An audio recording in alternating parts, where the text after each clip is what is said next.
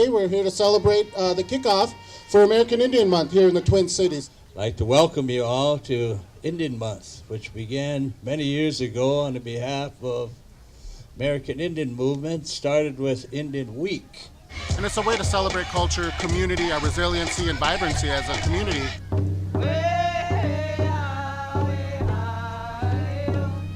We have one of the most dense populations of American Indian people, tribes represented from over 50 different tribal nations across the country.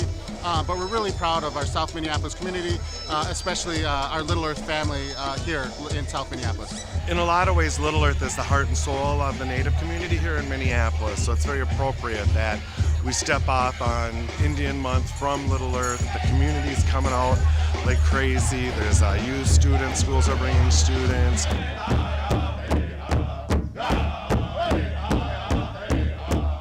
The city's very involved. We have fire truck. We'll have some visiting royalty from the Winter Carnival, St. Paul Winter Carnival. The senior royalty riding in a fire truck. 3rd Precinct and the police, the inspector will be marching. We've got mounted police as well. All right, all right.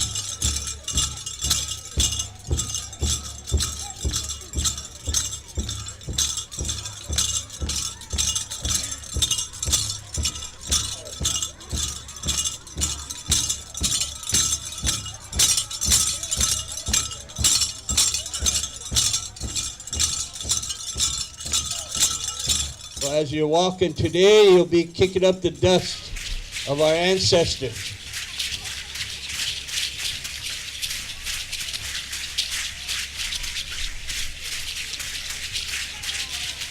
Remember, as you're walking today, you're walking on the land of the Dakota people.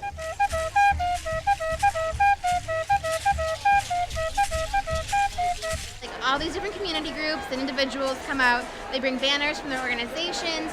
Kids were there from Badote, the immersion school. We had some Mashika dancers, some native traditional dancers. We started out with a drum, Ringing Shield was a drum group that was there today. And we just walked through our neighborhood and really just celebrate our presence here in Phillips.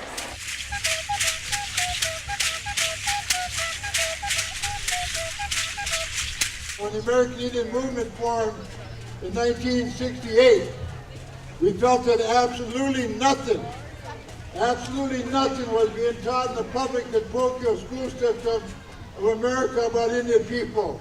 And that is why we declared Indian Week. There's a federally recognized American Indian Month in November, but we celebrate it here in Minneapolis in May. And then throughout the month of May, basically every Native organization does different celebrations, open houses, feasts, etc.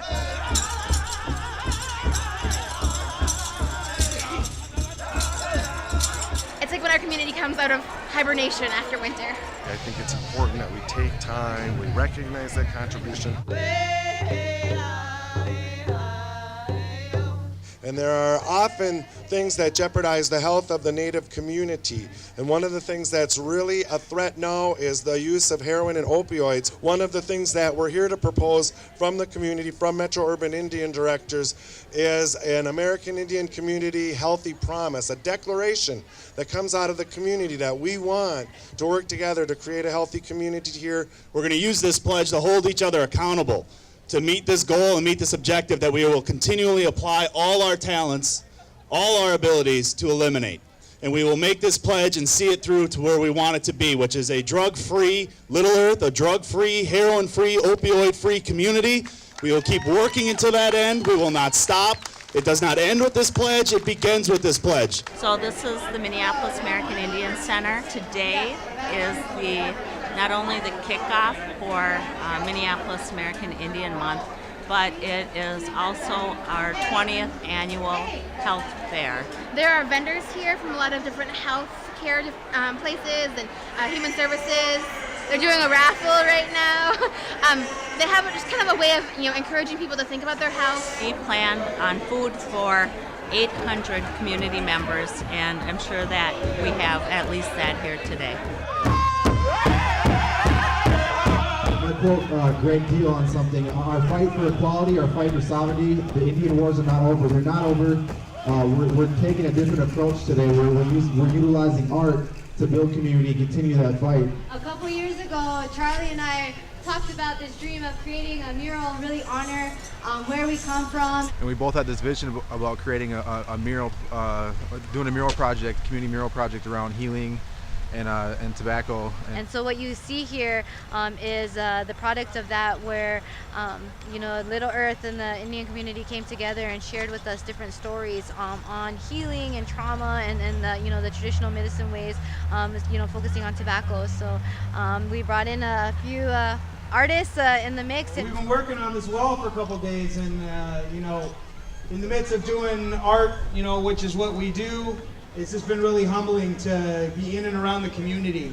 It included a few different community discussions that were youth-led discussions, and the concept of it the middle concept came from those youth-led discussions. So the I See Generations was actually a quote that a young girl wrote when talking about how to create a healthier community. When the art and the mural has been going up for the past week, people have been coming up and talking about how this has been their dream and they've been wanting to see this, and so we've had so much support, and so it was kind of the perfect backdrop with the American Indian Kickoff Month to celebrate, and that's why we chose today to do the unveiling. There's going to be a lot of cultural celebrations and events. You can connect to what's going on in the community by a website that NACD is launching today called indigenouscities.com. Be rich and have a good month and make it stretch all the way into 12 months.